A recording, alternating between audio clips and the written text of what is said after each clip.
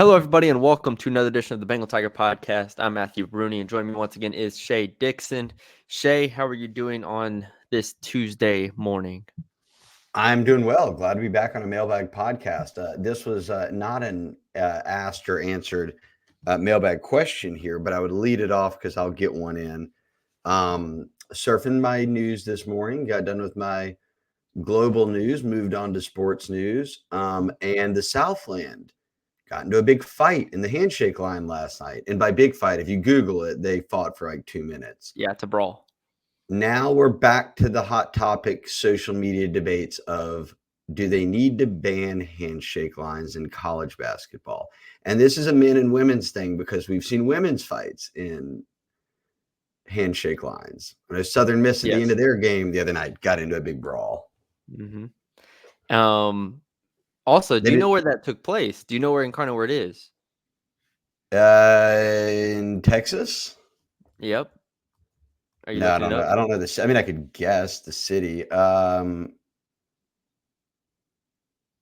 Colleen. It is in downtown San Antonio. Oh. So I've been to that gym. It's very small. It's one of the worst gyms in all Division 1. It's basically a high school gym. But anyways, so not many people in attendance, and they just went at it. I think you just let the coaches be like, hey, coaches, y'all probably should, just save face, whatever, just shake hands. Even though we've seen like Juwan Howard, right? He got into it last year with a coach. So I think ideally you just kind of leave it be. Maybe make it like the NBA where y'all can friends or whatever want to trade jerseys afterwards or something. But other than that, we've seen too much bickering and handshake. And these people are like 20, 21, at this point, and grown adults at this point. We don't need it. It's not high school. I needed your take. You watch a lot of high school, college, NBA. Maybe the NBA way is the way to go. Coaches and assistants can shake hands. The rest of the guys can go to the locker room or they can go talk to somebody. Yeah, or y'all can, like I said, if y'all want to meet, you had fun playing in summer 12. You go say, hey, good game 12, something like that. That's a good question though. Maybe whoever you think matched up with, you can go give them love. If not, then whatever. exactly like in pickup, right? If That's someone's right. passing you the ball a lot, or someone's playing good defense on you, but hey, good game. Go up to them. That's it. All right. Well, that was the first mailbag question. Now we'll get to the real ones by the paid subscribers. So I'm the Bengal Tiger. Each week we've done it during the season. We'll get back to each week now, but the subscribers on the board, Maddie B will post a thread. You get some questions in, and instead of just answering them right there, we'll go and debate them a little bit longer in podcast form. So Bengal Tiger still only $1. Me and Billy talked about this, Maddie B, on last pod, but we had a massive January in sign up. So shout out to everybody for that. And February flying right by per usual. Spring football is right around the corner. I imagine an impressive run. Yeah, sorry, I lost it there for a second. Baseball's starting up, women's basketball, men's basketball is obviously going. Honestly, men's basketball is playing better now than I think a lot of people expected them to after that win they had over the weekend. So yeah, we'll see. We'll do also. I want to mention we'll also do a spring ball preview podcast where we'll get into a little bit more depth. Some of these questions relate to the spring, but we'll get into more depth with projected depth charts or whatever, and position battles and whatnot. We're gonna do one offense, one defense. So we have 2 weeks before that, so we'll schedule that out and get into it. Just a little PSA there. Yeah, a lot of written content we're planning out too. So plenty coming to the Bengal Tiger. All right, you want to rock it? Let's do it. All right, Tiger Bait 72 squared, 72. Any thoughts on the role that Harold Perkins, linebacker, may have in Blake Baker's defense? And then he asked about dusting crawfish. I'll take that one first. The haters will say don't dust the crawfish. As long as the crawfish is well seasoned and everything before, I don't mind a little dust after because then I've got it on my fingertips and I've got double spice edition. So if dusting it, if you're asking that are you dusting it and not doing it on the front end before you boil? That's a no-no. If you'd like a little extra kick on the back end, I've got no qualms with it. And crawfish are too expensive right now. Nobody's eating them. That's what I've gathered as well. Again, it's only my I've been here for 2.5 years now. So We'll yes, give you that's about 3. Third crawfish 3. season. We'll round up. Yeah, that's true. Third crawfish. But your thoughts. We've kind of talked about this before, but you've known enough about Blake Baker's defense. You saw him when he coached here at linebacker, and then what he did at Missouri, and you kind of did a comp of his best player that broke out at linebacker, and then Perkins. What's your thoughts on Harold Perkins? Who, let me preface this by saying, Harold Perkins did 2 very different things as a freshman and sophomore, but his stats were basically almost equal. So it just felt less impactful. Yeah, because the expectations were, through the roof, obviously. I said this before, and I might end up being wrong. I very well could end up being wrong. But at this point, if I was in the position of Blake Baker, with the success that I had with Tyron Hopper, with obviously a different player, but Damone Clark also had success. The run of success he's had throughout his career with developing athletic linebackers, and I go back to, like you said, I wrote a story on what he did with Hopper last year at Missouri, and I I looked at his film and I said, why can't this be Harold Perkins? Now, Whit Weeks also checks that box, right? As an athletic, kind of sideline guy that can also be a thumper at times. But what Hopper did and what I think Perkins could do, I think are very similar. And so if you're Blake Baker and you have a reputation of getting the best from these linebackers, developing them, making guys who are good athletes into good linebackers, why can't Harold Perkins transition to the inside? Now, I think the most obvious rebuttal to that, there's a couple, but the one that stands out to me is you already have Whit Weeks and Greg Penn, and like you don't really need Harold Perkins there. But I just think his long term, like if they can hit with Perkins at inside linebacker, I like Greg Penn. Heck, we really like Whit Weeks. Harold Perkins could be like an all SEC first team inside linebacker if you are able to tap into that side of him. And honestly, because I think as a pass rusher, he's good, but he might have like a little bit of a lower ceiling there because he's not as big, right? He's not 6'4" and with incredibly um, great tools in that respect. He's just an awesome player. So I would try him at inside linebacker, especially during the spring, and let Blake Baker, who I think is an elite linebackers coach, or he's proven it, and see what he can do with Harold Perkins at inside. I would try him at inside linebacker. And you don't think that cuts down on any ability to spy or blitz? So I don't think so because Tyron Hopper was really aggressive last year for him, and they ran a pretty aggressive defense at Missouri last year. So as opposed to what we heard last year, right? Last year we got all the lip talk where it was Matt House and Brian Kelly being like, "We're gonna play him inside, but it's not gonna take away from anything he does." But then they played him inside, and he was in pass coverage for 70% of snaps, right? We got lip service and we got lied to last year. Blake Baker, I think there is a track record of him with Clark and Hopper now over the past 3 years, to where if they can get Harold Perkins to play like that and even just play that style, I think that he's going to be more than aggressive enough to go make plays in the backfield. I don't have the numbers in front of me, but Damone Clark had some what was it? I don't want to guess a number off the top of my head. But it was something like what, 15 TFLs, 23 and a half tackles for loss, and 7 sacks. That was Damone Clark's career number. And in his senior year alone, he had 15 tackles for loss and 5.5 sacks.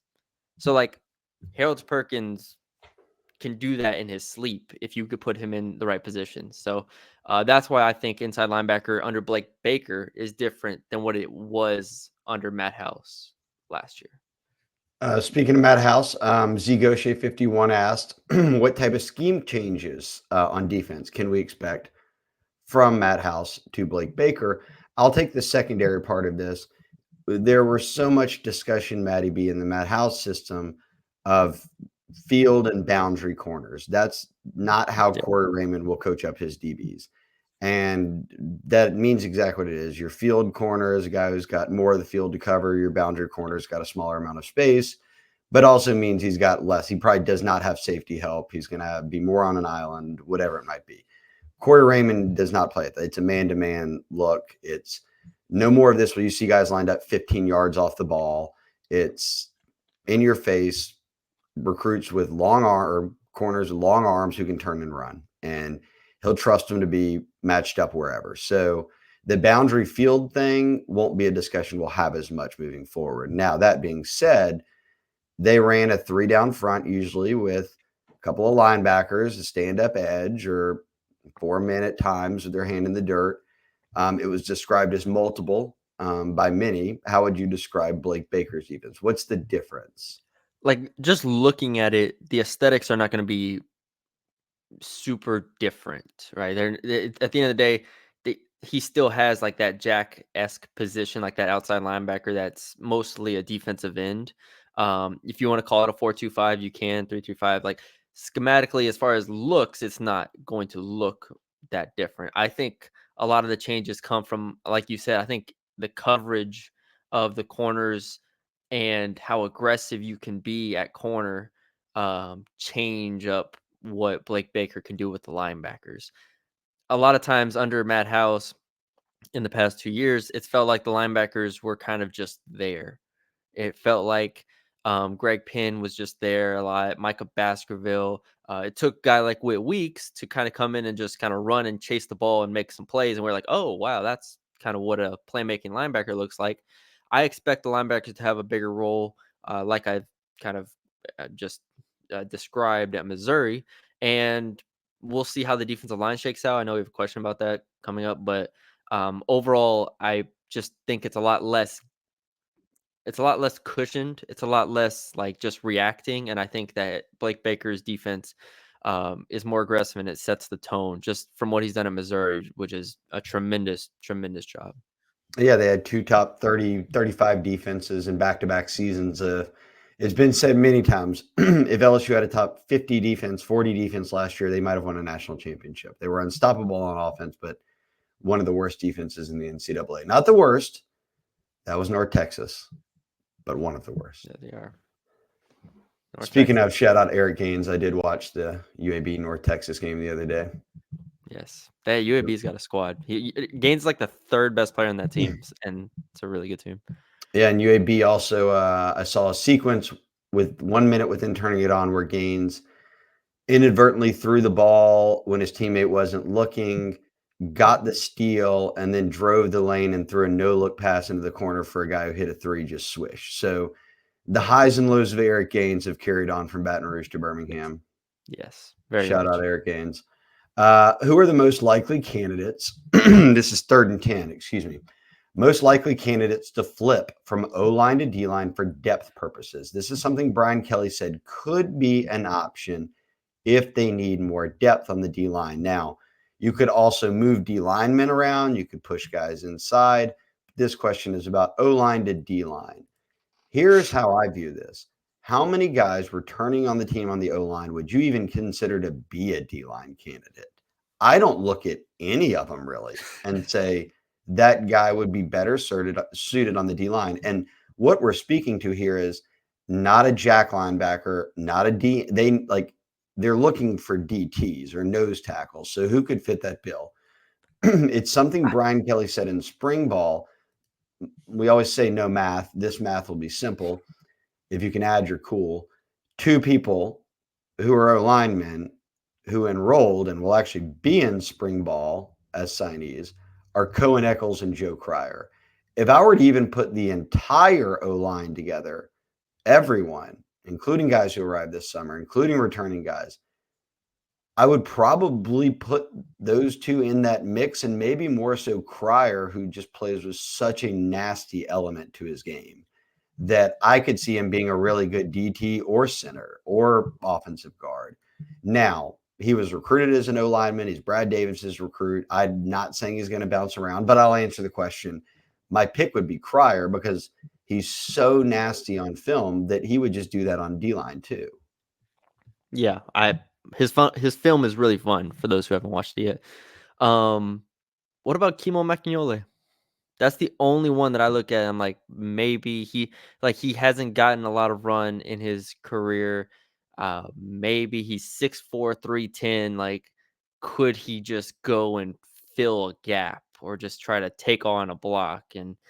But again, I don't look at him like, even if he makes the transition over, which is an incredibly difficult transition to make, like, he's not gonna be the difference, right? I feel like that's like, you're putting him on the depth chart at defensive tackle, and you're immediately dropping him to like third unit at best. Like, Jalen Lee's above him, Jacoby and Guillory we talked about, Sean Washington coming over, like those Dominic McKinley, obviously, like there's 4 right there that you are obviously going to be over an offensive lineman moving to defensive line. So, I mean, I think they're considering it.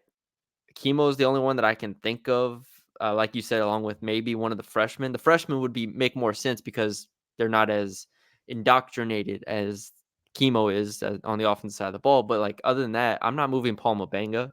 I'm definitely not moving Tyree Adams. And like, other than that, I don't know who even else you consider. Yeah, I mean, you're not moving Bordelon. You're not moving Borderland's not even big, and like, I mean, well, he's McAneole. big. Borderland's tall enough, but I don't know if he's like, wide Yeah, and enough. he looks like an offensive tackle. Yes. You've put time into that. There's no need to change right now. I was curious. Let me look up something real quick. I was curious, like, we haven't heard much about Connor Gilbreth, but like, I don't think he's moving to defensive No, it line. would be tight end to O tackle or a backup O Yeah, tackle, he's maybe. 6'5", 272. Like, he's a tackle, if anything. So Yeah. that doesn't like, or he's an offensive tackle. Sorry, And not a that was defense. their long-term plan for him when Mike Denbrock recruited him, is let him be a blocking tight end, develop him into a potential tackle. Yeah. So it's an interesting thought exercise, but like, it's not gonna change anything unless if they have a rash of injuries or something happens Yes. and whatnot. No, you're talking depth pieces, guys who were deeper on the depth chart on O-line and would then just help with D-line depth. It's like Fitzgerald West did this. Mhm. It doesn't even really maybe change the overall scope of any conversation. It's just giving you more depth on one side. Yeah, exactly. That's good. It's a good So, conversation though. let's see. Next up is BG23 said pre-spring depth chart 1-2. That's going to be a difficult exercise to do. We'll do a whole podcast on 40, that yeah, we could do a in the whole coming weeks. podcast on that. But just to entertain it quickly, let's rapid fire pre-spring depth chart. So coming out on day 1 is usually vets. Just do the starters, yeah. So let's just do this. We can do this exercise easy on offense. Left tackle, Will Campbell. Left guard, Dellinger. I guess Dellinger was left guard. Dellinger, center, Uh, Chester. Center would be DJ Chester, who would be your one replacement. Charles Turner's gone.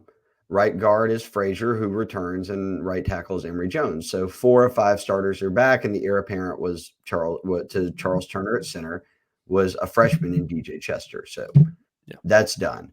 Quarterback Garrett Nussmeier. Running back Caleb Jackson. Or Josh Williams, if I don't know how you determine who's Whoever. going first. But wide receiver, Kyron Lacey. Then I'll be open to debate. Those are 2 open spots. I think CJ Daniels is opposite of him. 100%. So that's And one.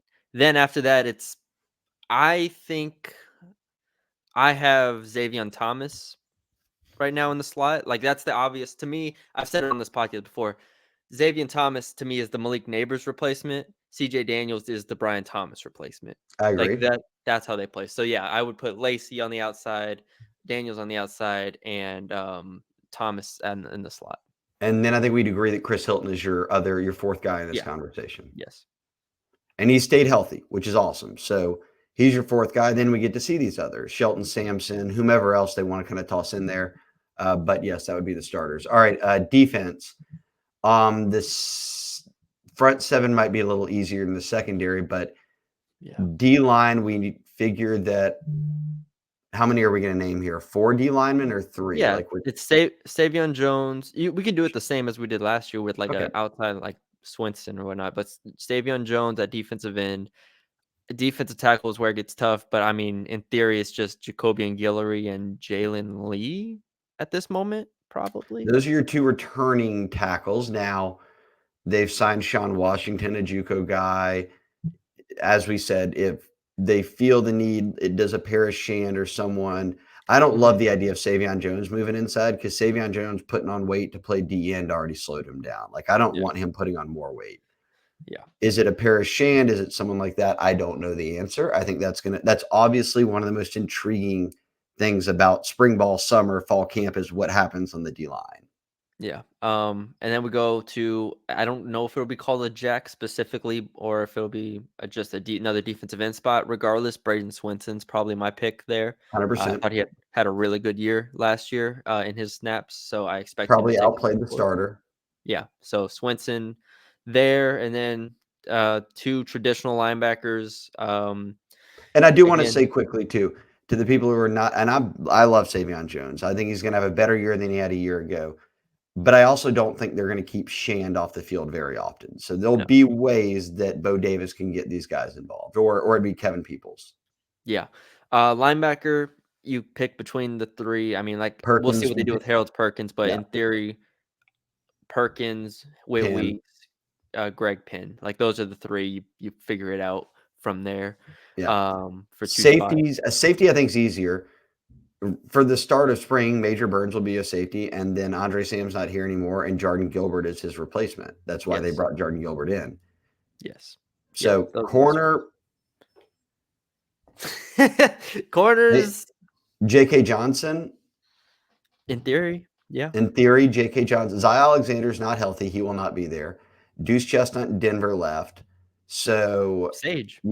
you've got Sage, who you don't know if you're moving back to safety.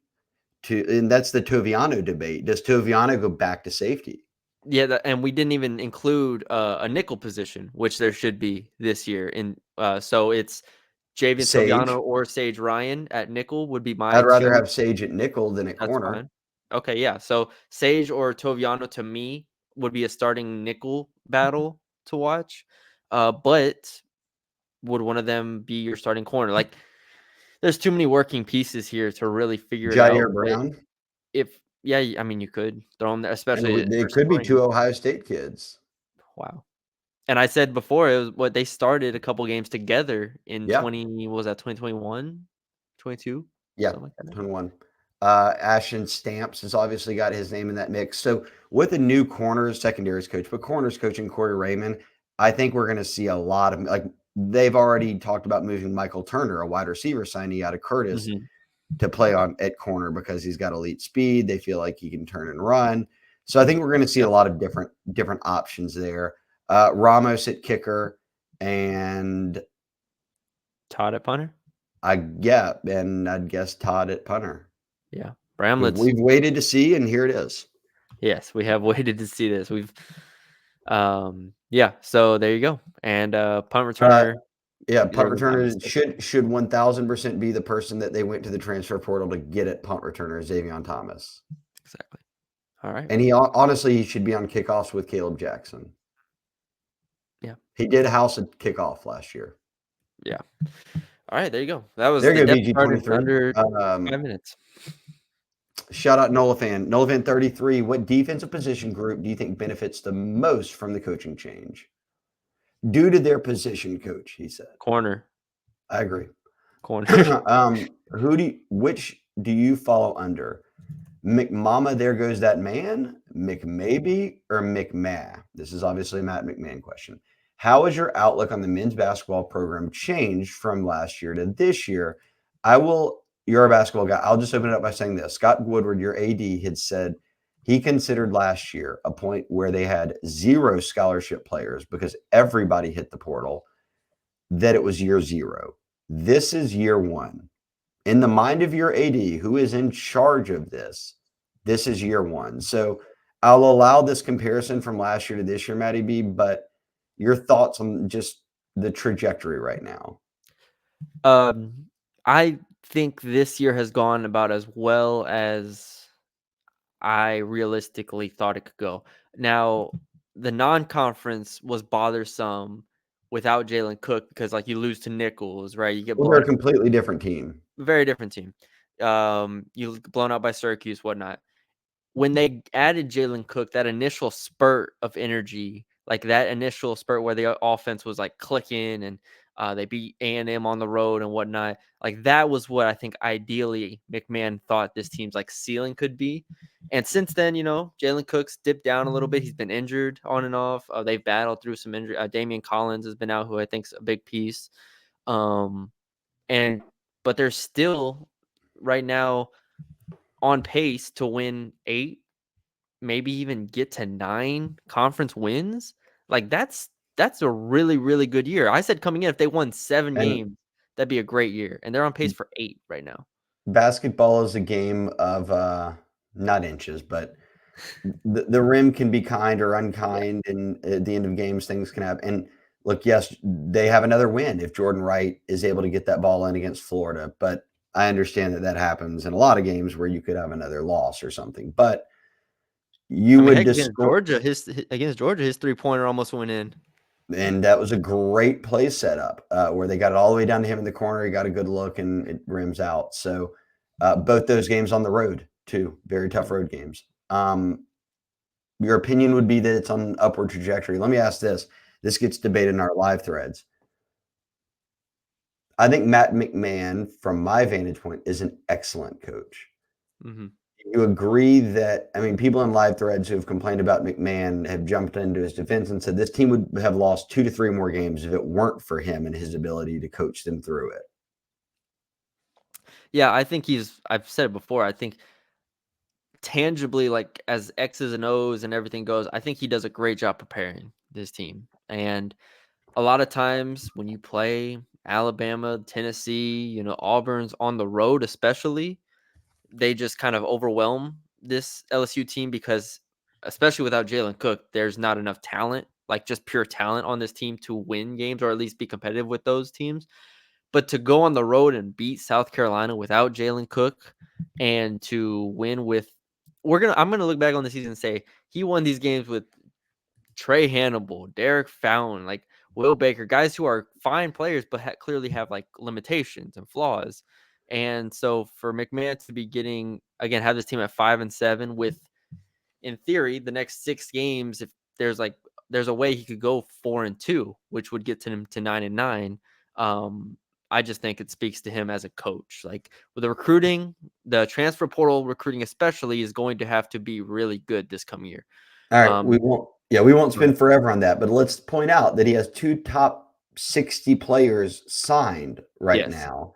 Those were his 2 November signees, and both top 10 at their position. Robert Miller is a consensus top 10 power forward coming out of Houston, and then Curtis Givens, a consensus, is the number 10, ranked as high as 8, but point guard, a top 10 point guard coming out of Memphis. So a top 10 power forward, a top 10 point guard are joining the team. We'll see what they do in the portal. Those are great starts. Like you're not going to go out there and get 2 of the top 10 players in the country right now, but getting 2 of the top 60 is a solid run. We'll see what they do in the portal. Let me ask you this as we wrap up. 2 years, who is the best portal player he got? Was it KJ Williams or is it someone on this team? Yeah, is it Jordan Wright? It's probably KJ Williams. It's either KJ Williams, Jalen Cook, or Jordan Wright. I'd take KJ Williams probably. That's an all SEC second team guy there. I'd shout out to Jordan Wright, though. I'm not sure where they'd be this year without Jordan Wright, too. Yeah. So, yeah, for sure. We will see what the portal holds for these guys. And then they've got some guys at the end of the bench, Matty B, who we debated it early. Where are they going to play? Where are they going to redshirt? What's the plan? That are talented players. So we'll see how this develops. Yeah. But we got our questions in there on basketball. AZ Tiger fan, heard any updates on Kamorian Pimpton, hoping he can make an impact this year, especially with Nuss not running as much as JD5. He brings up a great point. JD5, I've said this many times, JD5 didn't need Mason Taylor in the passing game. Mason Taylor's routes were often checkdowns, whatever, and Jaden could just run for that. When Nuss got in the game, Mason Taylor had 80-something yards against Wisconsin, so his biggest game of the year. You're going to be relying on tight ends again. Kamorian Pimpton did not play much as a freshman, but he is a 6'6.5", 240-pounder who now has a year in the program. The buzz I've heard around him is that he's just freaky. Now, I think that everyone, coaching-wise, is waiting to see let's get back into spring ball, put him in live action and see what he looks like, because we don't want to sit here and crown him and say he's going to be a complete game changer or whatever. But between him and Trey'Dez Green, who's also 6'6.5", they have two guys who can catch the football and are complete mismatches in the tight end game. Yeah, I think I wrote about this, like 2 days ago, something like that. And I basically said, I mean, Pimpton and Green set the ceiling for this team in 2024. This is going to be a really good offense. I think that they have a high floor, like Nussmeier, the proven talent you have on this team, especially, I mean, 4 returning offensive linemen setting a foundation. I think Nussmeier is going to be at the very least a capable quarterback, getting the ball to some good receivers, and they have good running backs. So I think the floor is high. The question comes in, can you find those game changers at tight end in Pimpton and Green, who could be flanked out in the slot or play at receiver some, but how well they can utilize them and how well they are prepared to play in the next 7 months, I think determines the ceiling for this offense. Like, can it be another top 5 offense? I think the only way that they can get there is if Pimpton and or Green make some plays. They don't have to be all conference level. They just need to make some plays and have the defense have to account for them. So I have high hopes for Pimpton. I think him and or Green need to be really good for this team at 24. And they've got Mac Markway, they've got Mason Taylor now as a junior, so there's room for these guys to develop and not have to be thrust into it. But Yeah. I'm eager to see how, without Green there this spring, how does Pimpton look? And we'll report back. Like I said, anybody I've asked has said, I want to see it in the spring. Him running around is freaky. Let's see it with some pads on now that he's had a year in the program. Jiminy Cricket 7, with this year's schedule, how many wins does LSU need to make the college football playoff? I've said that I believe a SEC team who's good and has the respect of the committee and doesn't just get boat raced in 2 losses can go 10-2 and not make the SEC championship and get in. I think 10-2. 10-2 is an automatic, like almost an automatic bid to me if you go to 10-2, because Ole Miss, right, finished 10-2 this year. I think Missouri was 10-2 as well this year, if I'm not mistaken. Those teams both got in. Penn State. So like, I think if you go 10-2, you're in pretty much. If you're in the Big Ten or if you're in the SEC, the question to me comes if you're 9-3, and I don't know, because we haven't seen the new landscape of college football where it is pretty much just 2 power conferences.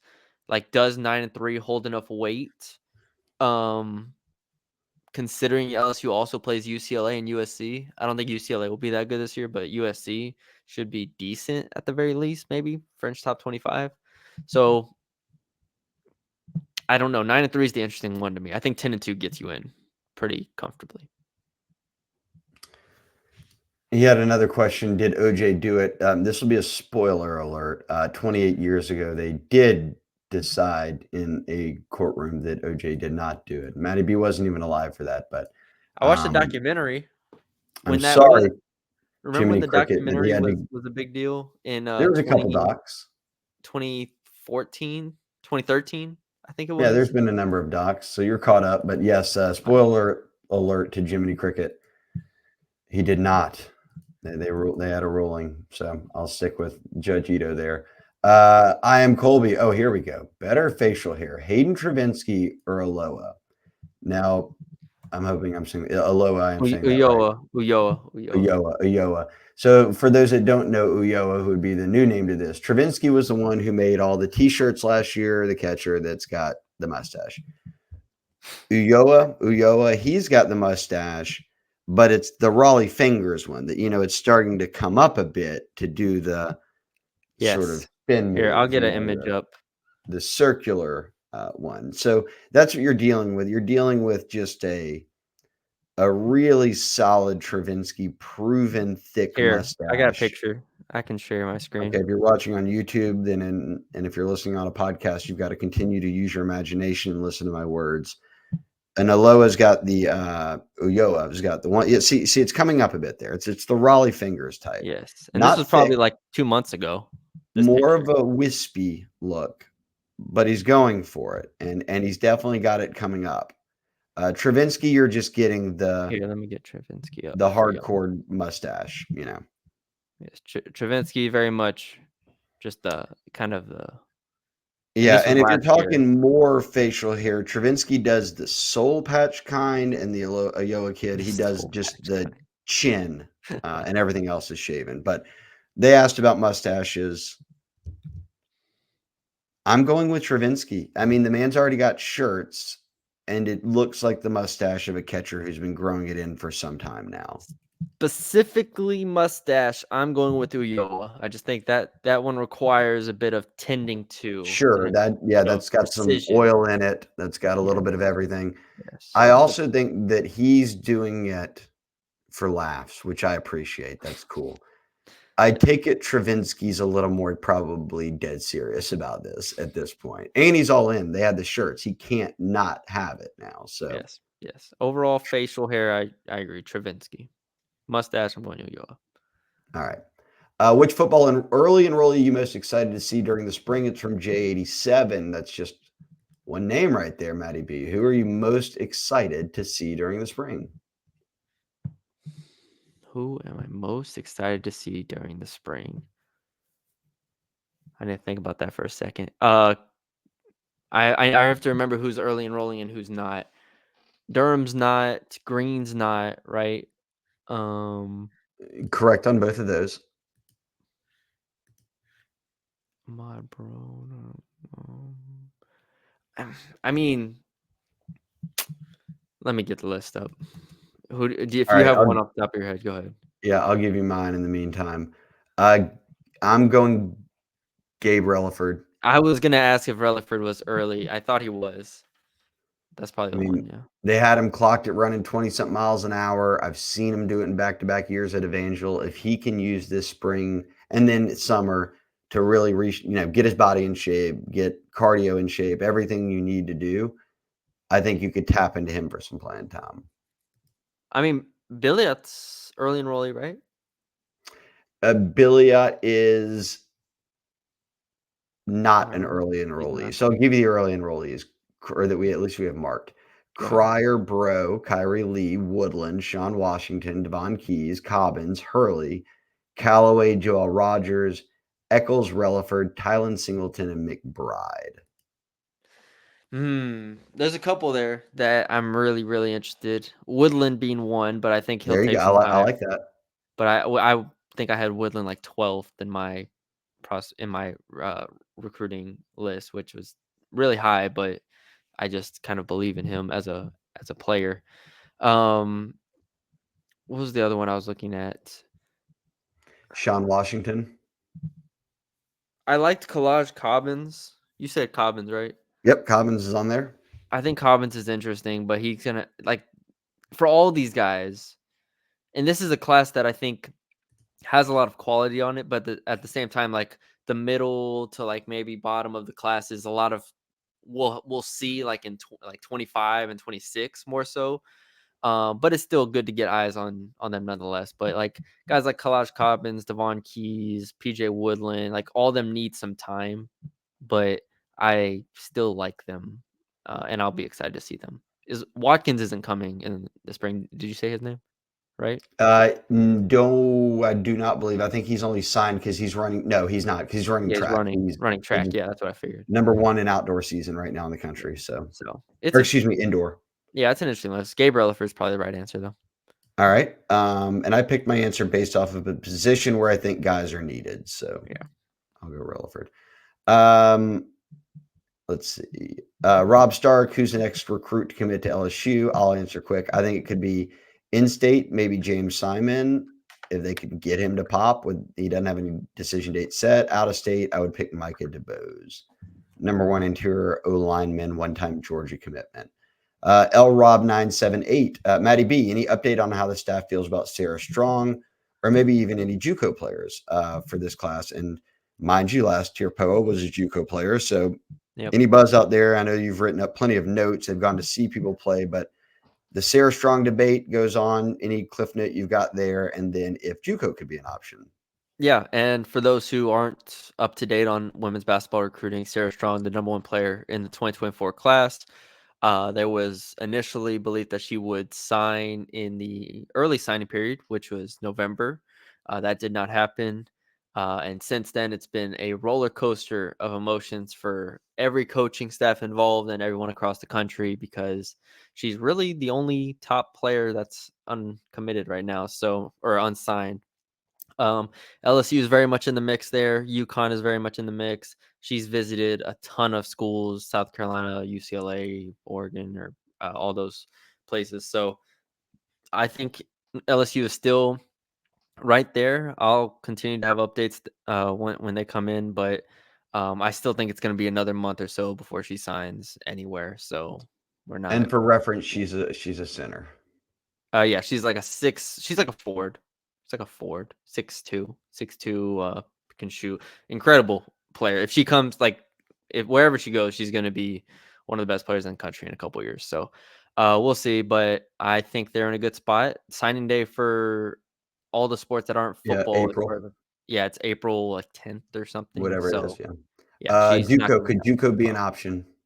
Yes, JUCO is definitely an option. They looked at a 2025, which is if y'all read the notes, it's kind of I've mentioned a few times, but they were trying to get her to 24, but don't think it's gonna happen. So, but JUCO is definitely an option for them this year. But it's gonna be portal if Van Lith and Reese leave. So we'll see.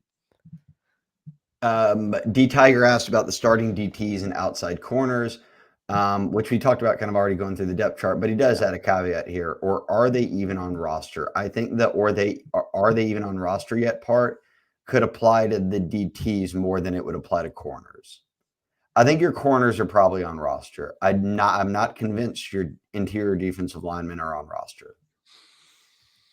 Here's a question. Like, what percentage chance do you think it is that McKinley could start at defensive tackle week 1? I mean, I don't that's a tough position to do for a true freshman. It is. It is. I'm just curious. They're in I such a mean, you've got unique position. Guillory, you've got Washington, who has played at Georgia and at JUCO. So I mean, he's at least older, and you've got Jalen Lee, and then you have whomever you can get out of the portal, which they will be getting someone out of the portal. So he would have to beat out a number of people. Yeah. I would hope the goal was that he can play some as a freshman. Yes. Yes.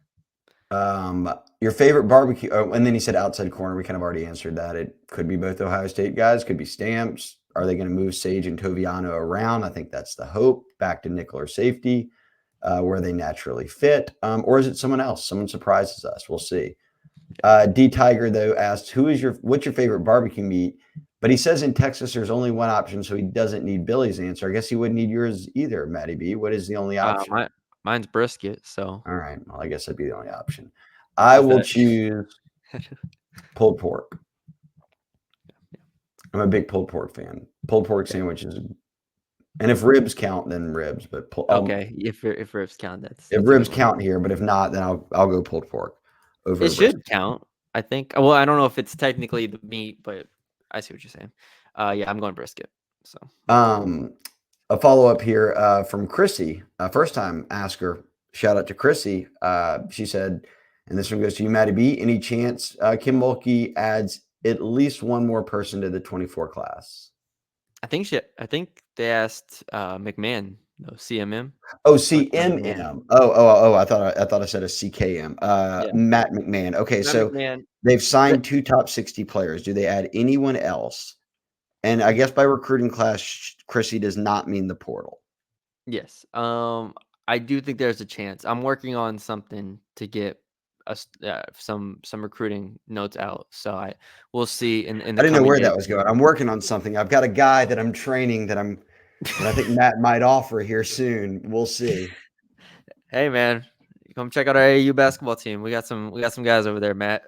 Come check us out. Granted, they're 7th graders, 8th Ninth graders, graders, but ninth graders. So just give them a few years. give them a few years. Matty B will have all the scoop then when the Red Storm start rolling through to become Exactly. prospects. So you say yes, or maybe. I think there's a chance. Yeah, I think there's a chance. Okay. So it may not be done yet. MN Tiger, what does a running room look like if Trey Holly can't return? What would look like – Josh Williams, Caleb Jackson, Caden Durham, and that's And it, that's right? it. Josh Williams, Caleb That is it. Jackson, Caden Durham, And Harold Perkins. and one more. I mean, you can't get by with 3. They were attempting to get by with 4 unless we're missing anyone. No, that's why I joke. I said Harold Perkins. Yeah, Harold Perkins, oh gosh. Did get that goal line run in. Joe Sloan, the Law Tech staff, they love that look at the goal line, so maybe he'll get some of those. But I would think, Matt, the answer to this question is if Trey Holly is at any point, and he's currently suspended, if at any point he's not on the team, you have to take another running back. Yeah. No questions asked. I mean, you have to get a portal running back, whether that is, and Noah Kane is like fine, but like go add another Noah Kane.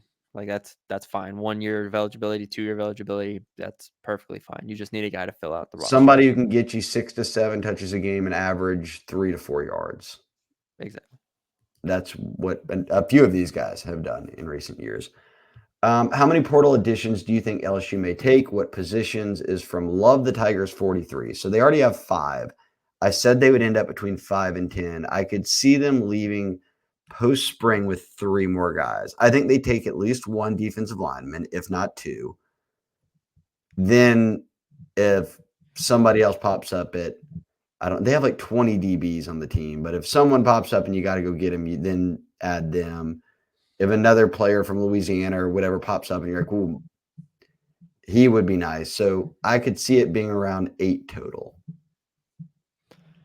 Yeah, I mean, I don't have too much to add to that. I think you could see like 3 more additions. We already talked about defensive tackle. You mentioned corner potentially. Find a receiver, running back. We talked about potentially. I don't think they would take an offensive lineman for depth. Maybe they would. Maybe you take it like a Mason Lunsford, who you lost. You find a player of that ilk who could maybe give you some depth, because they have depth, but it's young, I think, for the most part. Whether it's Bordelon, I mean, I already mentioned chemo, but like that group, I don't know. But other than that, I think they're fine. We got 2 more here, Matty B. One from Grape Swisha. The highest ceiling, lowest floor highest ceiling, lowest floor for BK given depth concerns on the D line? So I guess what he means here is, could the disparity between wins and losses be the most we've seen in the 3-year BK era? And it's set at Vegas at 9.5. But he says because of given depth concerns on the D line. I actually don't. If you want the answer to this question to be yes, or you think it's yes, I don't think it has to do anything with D line at all. I think it has to do with Jaden Daniels isn't your quarterback. Yeah. The first year was definitely the biggest. 100%. Like we had no idea what the ceiling or the floor was for this team with all the new pieces. Like They made it to Atlanta in a year we thought they might win like 6 games. Yeah, they legitimately hit their ceiling year 1, winning 10 games. I mean, even if you just say the regular season, they went 9-3. 9-3 is pretty much the ceiling for what that year could have been, and their Vegas total was 6.5. And I remember betting the over on that, but being like, there is a way where they could go under 6.5 because we just don't know. So no, it's not the biggest disparity between the floor and ceiling. I think last year we knew pretty much like what the floor, like last year, yeah, it was like we knew what that team was pretty much. And we knew like if everything goes right, they could be back in Atlanta and playing for an SC title game. But like the floor was not very low at all because we knew that what they had returning. We knew the talent with Malik and Brian Thomas and Jaden Daniels. So I think there's more question marks this year than last year, but 2 years ago we had no idea what that team was. I agree. And I think, it's not a knock on Garrett, but it's just the reality of we saw Jaden, the Missouri game, the Florida game, like Jaden won them football games last year that they might have lost. So can Garrett do the same? And that's often falls on the shoulders of a quarterback. It's just how it goes. So even that being said, I would still put year 1. And then the final one, Misled Alarm, who you narrowed down from 35 questions. He was trying to give us 6, Shea. He was trying to give us 6 questions. I had to draw a line somewhere. Okay. Well, we're going to try to make it under an hour here, and that means we're spending less than 10 minutes on Misled Alarm's 3 questions. But he went with, Thoughts on AJ Swan and the overall quarterback room outside of Nussmeier? So they bring in a starter from Vanderbilt back-to-back year. I guess you can dive deeper if you'd like. My thoughts on AJ Swan right now are exactly that. He's a guy who played on the worst team in the SEC, but he got valuable experience out of it. He's got some good throws on film, and he provides competition, yes, but also a true insurance policy to Nussmeier, given if it ain't Nussmeier, you're playing Ricky Collins, who played one game or two games last year, Yeah. and Colin Hurley, who is 16 when he got here in January and has never played. He only played 3 years of high school, let alone skipping his senior year. So that's kind of until I see AJ Swan throw it around in the spring. I haven't seen him throw it in person here. I know he's a big kid, but my thoughts are he is, given what you're doing, what quarterbacks do with NIL and the portal now, that's about as good as you were going to get. Yeah. They weren't promising anyone a starting job. So if you're getting down to the next level of guys, Swan's about as good as it'll get. For sure. Yeah, I think the addition of Swan, kind of going back to our point about floor ceiling, or the question about that rather, I think he just, it raises the floor, because if Nussmeier misses time, then you have a backup that you trust a lot more. And, like you said, Hurley and Collins are obviously very young. They'll need some time to develop. Last year, another reason why they had a really high floor to me was because they did have Nussmeier as their backup quarterback. So if Daniels did miss time, Nussmeier was able to come in and uh, be a capable guy. So that's all you're doing, is you're raising that. AJ Swan is not gonna be. Obviously, he doesn't raise the ceiling of this team. The ceiling is determined by how good Garrett Nussmeier is. But AJ Swan is there as an insurance policy, and you love that. I think he's a good player. We'll have to see him in the spring and how he looks. I asked about our opinions on Miles Frazier and Garrett Dellinger now that they've been starting for a full season. These are your 2 starting guards. They went wire to wire as starters, but they'd both started before that too. And one thing I like about them, they've started at multiple positions. Now they've settled in at their 2 guard spots, but between versatility and then proven production, I'm good. I don't think about them ever, which is a great thing because that means that they get the job done. Yeah, probably 2 of the more underrated players on the entire roster, like in the entire 85-man roster from last year and this year. Frazier and Dellinger, just rock solid. There was talk about, obviously, Miles Frazier finding a way to get him off the field, to get Lance Hurd on the field, and I think the biggest compliment to him is the fact Zalen's Hurd transferred. Yeah, he never left the field and Hurd's gone. Yeah, like that's literally the biggest compliment to Miles Frazier, is you have LSU has a 5-star guy in Lance Hurd, where they are trying to get on the field going into the season, and they're just so damn solid up front that they're like, sorry, man. And Emory Jones playing Yeah, right what do you back. want me? Yeah, Emory Jones, obviously, like Jones, Campbell, those 2 guys are great, but like Frazier and Dellinger are over here locking down the guard spots, and there's no reason to change anything. And Nope. as a result, you have one of the best offensive lines in the country, one of the best offense, or the best offense in the country, and they are at the heart of that. There you go. Last question. Thoughts on Jake Olson? He's LSU's new safety coach and the youngest coach of the 10-man on-field staff, and expectations for the safety room. So I'll answer this on the Olson part. I've talked to a lot of people because he's not from Louisiana, but this is like his 4th coaching stop in Louisiana, including a brief stint at LSU.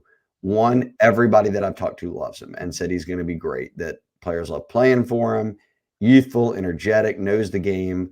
The second part is Blake Baker took him from LSU up to Missouri. He was his right-hand man for 2 years. And when Blake Baker got the job as linebackers coach, he hopped in the car and drove down here with Jake Olson. And he said, I'll get you a job. It'll be an analyst at worst. It'll be on field at best. And he's the safeties coach. Corey Raymond oversees the secondary. Blake Baker is an excellent. I mean, people think about Blake Baker and they think, oh, he coaches linebackers. He coached safeties at Missouri. He's an excellent safeties coach. So you've got his mind there. You've got a young guy in Jake Olson. And then you've got Corey, who's proven it and certainly knows a formula for guys you like and what you're looking for that project to college and the NFL. So I feel very good about Jake Olson. I don't want to call it safety nets, but being surrounded by mentors or whatever like Blake Baker and Corey Raymond's a good thing.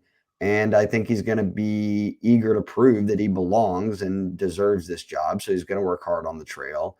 I like it. I'm all for it.